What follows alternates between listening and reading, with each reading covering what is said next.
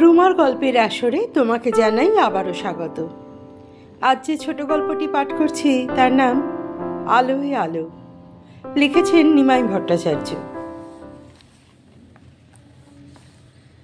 দিন আসে দিন যায়, আজকের স্মৃতি চাপা পড়ে, কখনো কখনো হারিয়েও যায়। কিন্তু মাঝে মাঝে এমন দিন আসে যখন সামনের চোখ দুটো দিয়ে শুধু পিছনের দিনগুলোই দেখা যায়। শুধু ফেলে আসা দিনগুলোর কথাই মনে পড়ে, ভাবতে হয়, ভালো লাগে। নতুন কিছু ভাবতেই মন চায় না, ইচ্ছা করে না, হয়তো প্রয়োজনও হয় না। আজ আমার এমন একটা দিন, আমি থমকে দাঁড়িয়েছি, এগুচ্ছি না, এগুতেও চাই না। ঘুরে দাঁড়িয়ে পিছনের দিকে দেখছি, সব কিছু স্পষ্ট দেখতে পাচ্ছি, জীবন্ত দেখতে পাচ্ছি। 25 বছরের খুঁটিনাটি। অঞ্জলি পাশে শুয়ে ঘুমোচ্ছে। কাল অনেক রাত্রে ঘুমিয়েছে। ও আমার মতো রাত জাগতে পারে না। 9টা বাজলেই ওর বড় বড় চোখ দুটো ছোট হয়ে আসে। আমার বড় কষ্ট হয়। আমি ওকে একটু কাছে টেনে আদর করি, বলি, যাও শুয়ে পড়ো। তোমার বুঝি অনেক রাত হবে? না, আজ আর বেশি রাত করব না। আর 3-4 পাতা লিখলেই এই চ্যাপ্টারটা শেষ হয়ে যাবে। তাহলে একসঙ্গেই শোব। অনেক করে বোঝাবার পর ও রাজি হয়, কিন্তু বলে, তুমি শোবার সময় ডাকবে তো? কথা দিয়েই ডাকবো। অন্যদিন অঞ্জলি এমন সময় উঠে পড়ে, আজ ওঠেনি, ঘুমোচ্ছে। এত লম্বা ট্রেন জার্নি করে ও দারুণ ক্লান্ত হয়েছিল। তারপর অত রাত, আমি ওর ঘুম ভাঙাবো না। আমি একটু নড়াচড়া করলেই ওর ঘুম ভেঙে যেতে পারে বলে চুপচাপ শুয়ে আছি, উঠছি না। ওকে দেখছি, দেখছি বাইরের আকাশ। ভাবছি 25 বছরের সব কিছু ভাবছি। তখন আমার জীবনে বসন্তকাল। আমেদাবাদ থেকে বিএ পাশ করে বোম্বেতে এমএ পড়ছি। হোস্টেলে থাকি, 2 দিন ছুটি পেলেই বাড়ি আসি। হিতেন আর নবীনের সঙ্গে কাকারিয়া লেকের ধারে বেড়াতে যাই। বেশ কাটছিল দিনগুলো। শুধু একটা দুঃখ, ইচ্ছা ছিল গুজরাটি নিয়ে পড়ব, অধ্যাপক হব, কিন্তু ভর্তি হলাম ইংরাজিতে। নানা জনের পরামর্শের কাছে আমার ইচ্ছা হেরে গেল। তবু আমি হার স্বীকার করলাম না। সারা দিন রাত গুজরাটি পড়ি, একটু আধটু লিখি। বসন্ত বড় বিশ্বাসঘাতক, কখন আসে কখন যায় তার ঠিক ঠিকানা নেই। মানুষের মনের বাঁধনই ঢিলে করে পালিয়ে যায়। আমার মনে তখন অনেক স্বপ্ন, চোখে নানান রঙের মেলা, কিন্তু বসন্ত পালিয়ে গেল। বাবা মারা গেলেন। আমি বোম্বে ইউনিভার্সিটি ছেড়ে রেবতী বাজারের দোকানে বসতে শুরু করলাম। ছোট স্টেশনারি দোকান। এই দোকানের ওপরেই 3টি ছোট ছোট ভাই বোনের লেখাপড়া, আমার আর মার জীবিকা। রোজ সকালে যাই, ফিরে আসি রাত্রে। ভাবি কিছু পড়ব, কিছু লিখব, কিন্তু পারি না। চোখ বুজে আসে ঘুমে, খেয়েই শুয়ে পড়ি, রোজ, মাসের পর মাস। দোকানদারি করতে ভালো লাগতো না, মন বসতো না। মনে হতো আমি যেন হারিয়ে যাচ্ছি, নিঃশেষ হয়ে যাচ্ছি। শোকেশের উপর ভর দিয়ে চুপচাপ বসে থাকতাম, প্রায় প্রাণহীন একটা জড় পদার্থের মতো। শুধু খদ্দের এলে জাপানি পুতুলের মতো নড়াচড়া করতাম। তেল, সাবান, চুলের ফিতে, সেভিং ব্রাশ, সেফটি পিন শোকেশের উপর ছড়িয়ে দিতাম, দাম বলতাম। কোনো খদ্দের ভাবনা চিন্তা কিছু করতেন না। অনেক খদ্দের ভাবতেন আমি বেশি দাম চাইছি, তাদের ঠকাচ্ছি। আমি বুঝতে পারতাম ওদের মনের কথা, কিন্তু কিছু বলতাম না, তর্ক করতাম না। মা বলেছিলেন, দেখো বাবা, খদ্দেররা যেন রাগ না করে। খদ্দেররা অসন্তুষ্ট হলে কিছুতেই দোকান চলবে না, আর তাহলে 5-5টি প্রাণী আমরা না খেয়ে মারা যাব। ভয় নেই মা, আমি কারোর সঙ্গে রাগারাগি বা খারাপ ব্যবহার করব না। তুই তো ব্যবসা করতে চাস না, তাই ভয় হয়। কখন রাগারাগি করিস, কখন দোকান বন্ধ করে চলেই আসিস। আমার বাবা অত্যন্ত সাধারণ হলেও সৎ লোক ছিলেন। রেবধি বাজারের অনেক ব্যবসাদারদের মতো বাবা লাখ টাকার মালিক না হয়েও সুখী মানুষ ছিলেন। কোনো হতাশা, ব্যর্থতার গ্লানি ছিল না তার মনে। তাই তো মা বাবাকে অত্যন্ত ভালোবাসতেন, শ্রদ্ধা করতেন। পরলোকগত স্বামীর স্মৃতি বিজড়িত ওই ছোট্ট স্টেশনারি দোকানটাকেও মা বড় ভালোবাসতেন। ভালোবাসত আমার ছোট ছোট 3টি ভাই বোন।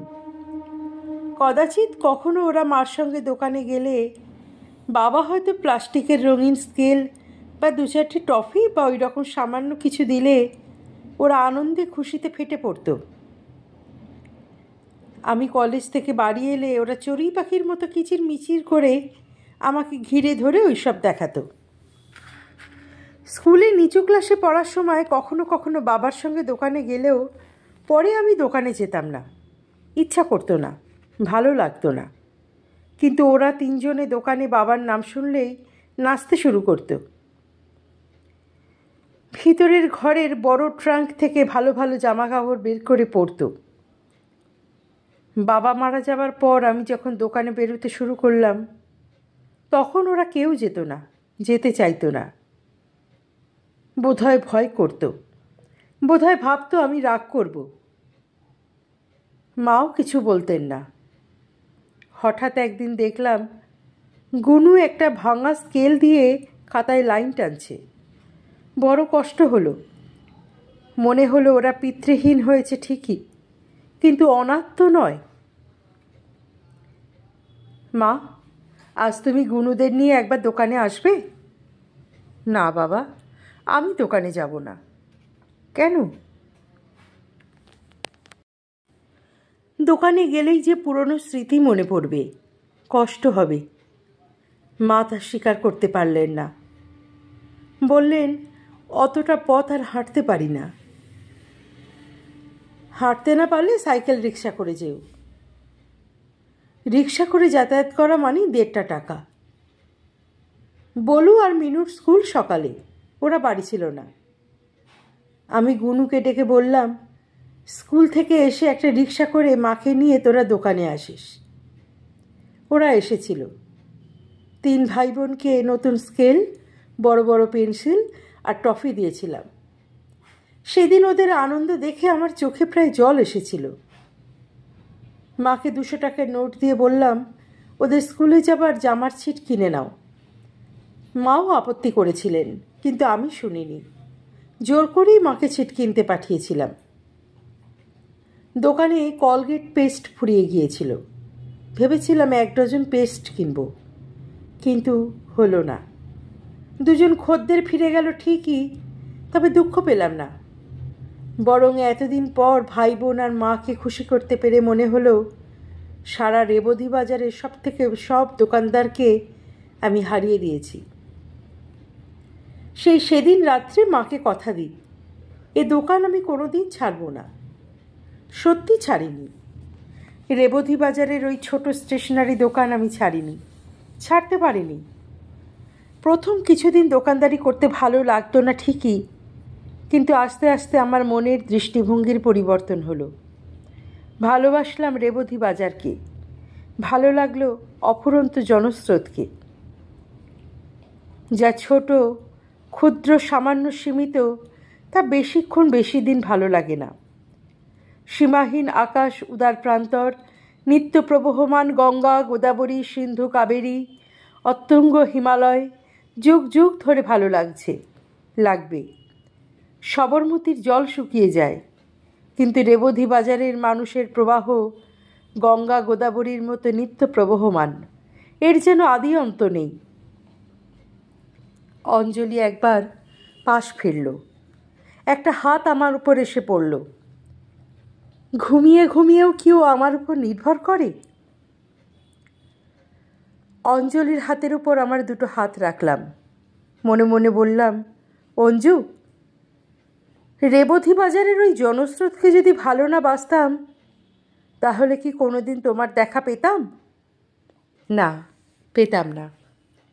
গঙ্গার দুকুলে কত কলকারখানা, কিন্তু কারখানার চিমনির কালো ধোঁয়া দেখে যদি কেউ ফিরে আসে, তাহলে কি সে স্নিগ্ধ বটের ছায়ায় জীর্ণ মন্দিরে জাগ্রত বিগ্রহ দেখতে পায়? সেদিনের কথা মনে পড়লে হাসি পায়। কত সামান্য, কত সাধারণ সে ঘটনা। খদ্দের না থাকলে একটা না একটা নতুন পুরনো ম্যাগাজিন পড়ি। কখনো কখনো বা চেয়ে থাকি রাস্তার দিকে, মানুষ দেখি। কখনো আবার গল্প উপন্যাসের বই পড়ি। খদ্দের এলেই হাতের বই ম্যাগাজিন সরিয়ে রাখি। খদ্দের চলে গেলেই আবার তুলে নিই, পড়ি। রেবতী বাজারের ওই ছোট্ট স্টেশনারি দোকানে বসে বসে এই পুরনো দিনের স্বপ্ন দেখি। কখনো আমি অধ্যাপক, কখনো লেখক, গল্পকার, ঔপন্যাসিক। রমনলাল বসন্তলাল দেশাইয়ের মতো জনপ্রিয় ঔপন্যাসিক, ধূমকেতুর মতো জনপ্রিয় গল্প লেখক। শুধু ভাবি আর পুরনো বিসমিসাদি বা গুজরাটের গল্প উপন্যাস বারবার পড়ি। খদ্দের না থাকলেই পড়ি। মেয়েটি অনেককাল ধরেই আমার দোকানের খদ্দের। নাম ধাম জানি না, কোথায় থাকে, কি করে, কিছুই জানি না। জানার দরকার হয়নি, আগ্রহ হয়নি। শুধু মুখটা পরিচিত, পুরনো খদ্দের বলে খাতির করি। মেয়েটি সেদিনও এসেছে। তেল, সাবান, চুলের ফিতে, মুখে মাখার ক্রিম, পেটিকোটে লাগাবার লেশ কিছুই চাইল না। দোকানে এসেই বলল, যখনই আপনার দোকানে আসি তখনই আপনাকে এই দুটো ম্যাগাজিন নিয়ে ভাবতে দেখি। কি ব্যাপার বলুন তো? আমি হাসলাম। খদ্দের না থাকলে একটু উল্টে পাল্টে দেখি। আর কোনো কাগজ তো আপনার হাতে দেখি না।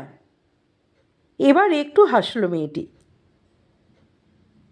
আপনার হাতে সবসময় বিসমিসাদি থাকে বলে আমরা আপনার দোকানের নাম দিয়েছি বিসমিসাদি। খুব মজা লাগলো, হাসলাম। সেদিন কিছু না বললেও বেশি দিন চেপে রাখতে পারিনি। একদিন স্বীকার করলাম, সারা জীবন ধরে ভেবেছি অধ্যাপক হব, লেখক হব, কিন্তু হলো না, হেরে গেলাম। কেন? বাবা মারা গেলেন বলে এমএ পড়তে পড়তেই দোকানে বসতে হলো। অধ্যাপক হতে পারলেন না বলে কি লেখকও হতে পারবেন না? রেবতী বাজারে বসে দোকানদারি করলে কি গল্প উপন্যাস লেখা যায়? গল্প উপন্যাস লিখতে হলে বুঝি রাজপ্রাসাদে থাকতে হয়? বড় বড় চোখ দুটো তুলে সোজাসুজি আমার দিকে তাকিয়ে বলল, মানুষের মাঝখানে থেকে মানুষের সুখ দুঃখ যে সত্যি করে উপলব্ধি করে, সেই তো গল্প লিখতে পারি, উপন্যাস লিখতে পারি। ওই একটা চাবুকের ঘা খেয়েই আমি সোজা হয়ে দাঁড়ালাম। ঠিক 3 মাস পরে গুজরাটে আমার প্রথম গল্প বেরোলো, রেবতী বাজার। নিজের নামে লেখার সাহস হলো না, লিখলাম ছদ্মনামে। ঠিক 2 দিন পর মেয়েটি এসে হাজির। মুখে চাপা হাসি, চোখে একটু কৌতুকের ইঙ্গিত। কি দেব বলুন? প্রথম গল্প হলেও খুব ভালো হয়েছে। তার মানে? আপনি লিখুন, মন দিয়ে লিখুন, একদিন আপনি সত্যিই নাম করবেন। ঠিক 25 বছর আগেকার কথা, কিন্তু কিছু ভুলিনি। এসব কথা কি কেউ ভুলতে পারে? আমি ভুলিনি, ভুলবো না সেসব দিনের স্মৃতি। তোমার ওই চাবুকের বাড়ি পিঠে না পড়লে সারা জীবনই আমি রেবতী বাজারে দোকানদারি করতাম, আর চোরের মতো লুকিয়ে লুকিয়ে দীর্ঘশ্বাস ফেলতাম। যে রেবতী বাজারকে ঘেন্না করতাম, যে রেবতী বাজারে দোকানদারি করার জন্য অহর্নিশি মনে মনে চোখের জল ফেলতাম, সেই রেবতী বাজারে দোকানদারি করতে করতেই আমি গল্প লিখলাম, উপন্যাস লিখলাম, সাহিত্যিক হলাম। অঞ্জু, তোমার এই চাবুকের ঘা না খেলে হয়তো বেশি দিন দোকানদারি করতে পারতাম না। মার কাছে যে প্রতিজ্ঞা করেছিলাম, বোধহয় তার সম্মান রাখতে পারতাম না, হয়তো ব্যর্থ হতাম ওই ছোট ছোট 3টি ভাই বোনের মুখে হাসি ফুটিয়ে রাখতে। এই 25 বছরে কত কি ঘটল। মা মারা গিয়েছেন, মিনুর বিয়ে হয়েছে, 2টি ভাই লেকচারার। অঞ্জুর সঙ্গে আমার বিয়ে হলো, 2টি ভাইয়েরও বিয়ে দিলাম। সেই ছোট্ট মিনুর মেয়েই আজ কত বড় হয়ে গেছে। গুনু আর বলুর 3টে ছেলেই কি দারুণ গুন্ডা হয়েছে। যখনই আমেদাবাদে আসে রোজ আমার সঙ্গে দোকানে আসবে আর সারা দিন টফি চকলেট খাবে। বাচ্চাদের অত মিষ্টি খাওয়া খারাপ, কিন্তু আমি বাধা দিতে পারি না, বেশ মজা লাগে। শুধু আমাদেরই কোনো ছেলে মেয়ে হলো না। তুমি কখন এ কথা বলবে না তো? অঞ্জু আমাকে শাসন করে। তোমার লেখা ওই বইগুলোই আমাদের ছেলে মেয়ে। কাল অত রাত্রে শুয়েও এত ভোরে ঘুম ভেঙে গেল। আমার জীবনে এমন দিন যে কোনো দিনও আসবে তা আমি কল্পনাও করিনি, কিন্তু তবু এলো, এসেছে। সন্ধ্যের পর বিজ্ঞান ভবনের বিরাট মঞ্চে আমি সারা দেশের শ্রেষ্ঠ সাহিত্যিকদের সঙ্গে রাষ্ট্রপতির পাশে বসব। রেবতীবাজার উপন্যাসের জন্য আমি সাহিত্য একাডেমির পুরস্কার পাব। মঞ্চের পর্দা এখনও ওঠেনি। আমরা যারা সাহিত্য একাডেমির পুরস্কার পাব বসে আছি। মাঝখানে 2টি চেয়ার খালি। সাহিত্য একাডেমির সভাপতি আর রাষ্ট্রপতি বসবেন। অঞ্জলি প্রায় আমার সামনাসামনি অডিয়েন্সের মধ্যে বসে আছে। রাষ্ট্রপতি এলেই এই মোটা ভেলভেটের পর্দা উঠবে। আমরা সবাই সামনের দিকে চেয়ে থাকব। রেবতী বাজারের যে নোংরা মানুষগুলোর মধ্যে দোকানদারি করতে করতে আমি সাহিত্যিক হয়েছি, যাদের সুখ দুঃখের কথা লিখে আমি আজকে এই পুরস্কার পাব, সম্মান পাব, তাদের এখানে না পেলেও অনেক নতুন মানুষ দেখব আমার অঞ্জুকে, যার চাবুকের ঘা খেয়ে আমি রেবতী বাজারকে ভালোবেসেছি, সাহিত্যিক হয়েছি, যার ভালোবাসায় আমি রাজপ্রাসাদে বাস না করেও রাজা হয়েছি। ও নিশ্চয়ই গর্বে আনন্দে মিটমিট করে হাসবে। আমিও একটু একটু হাসব, হাসতে হাসতে ওকে ভালোবাসব, কৃতজ্ঞতা জানাবো। পর্দা উঠেছে, আমরা উঠে দাঁড়িয়েছি। সাহিত্য একাডেমির সভাপতি রাষ্ট্রপতিকে নিয়ে মঞ্চে উঠেছেন, উঠলেন, আস্তে আস্তে এগিয়ে আসছেন, চেয়ারে বসবেন, বসলেন। আমরা বসলাম। সামনের দিকে তাকিয়েছি, কিন্তু কই, কাউকে তো দেখছি না। এত আলো যে সামনে কিচ্ছু দেখতে পাচ্ছি না, সব অন্ধকার, নিঃশব্দ। অঞ্জুকে দেখছি না, কাউকে দেখছি না, একটা শব্দও শুনতে পাচ্ছি না, এমনকি নিঃশ্বাস প্রশ্বাসের আওয়াজও শুনতে পাচ্ছি না। এ কি প্রেতপুরী? এখানে কি কেউ বেঁচে নেই? ভীষণ অস্বস্তি বোধ করছি। অঞ্জু আছে তো? না, আমি হাসছি না বলেও রাগ করে চলে গেল। রাষ্ট্রপতির হাত থেকে পুরস্কার নিচ্ছেন সাহিত্যিকেরা।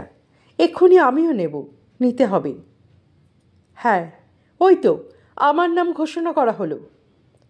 ওই তো বলল, for his outstanding novel Rebati Bazar. আমি উঠে দাঁড়িয়েছি, পুরস্কার নেব। বাবা রে বাবা, কি দারুণ আলো, ফ্ল্যাট লাইটের আলো। আমি আলোয় আলোয় অন্ধ হয়ে গেলাম। পুরস্কার নিলাম, রাষ্ট্রপতির সঙ্গে করমর্দন করলাম। রাষ্ট্রপতির হাসলেন, কিন্তু আমি হাসতে পারলাম না। ঘুরে দাঁড়ালাম, মাথা নিচু করে প্রণাম করলাম গঙ্গা গোদাবরীর মতো নিত্য প্রবহমান জনস্রোতের উদ্দেশ্যে।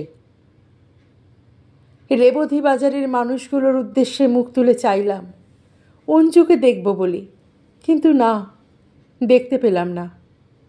আমার চারপাশে আলো, সামনে শুধু অন্ধকার, জমাট বাঁধা অন্ধকার। আমি কোনো মানুষ দেখছি না, শুনছি না তাদের হাসি কান্না। হয়তো আর কোনো দিনই দেখব না, শুনব না। আমি যে সাহিত্য একাডেমির পুরস্কার পেলাম। আজকের গল্পটি কেমন লাগলো তোমার মূল্যবান মতামত অবশ্যই কমেন্ট বক্সে লিখে জানিও। গল্পটি ভালো লাগলে একটি লাইক করে দিও, শেয়ার করে দিও পরিচিত এবং প্রিয়জনদের মধ্যে। আর যারা এখনও চ্যানেলটি সাবস্ক্রাইব করনি তারা চ্যানেলটি সাবস্ক্রাইব করে সঙ্গে থেকো। অনেক ধন্যবাদ।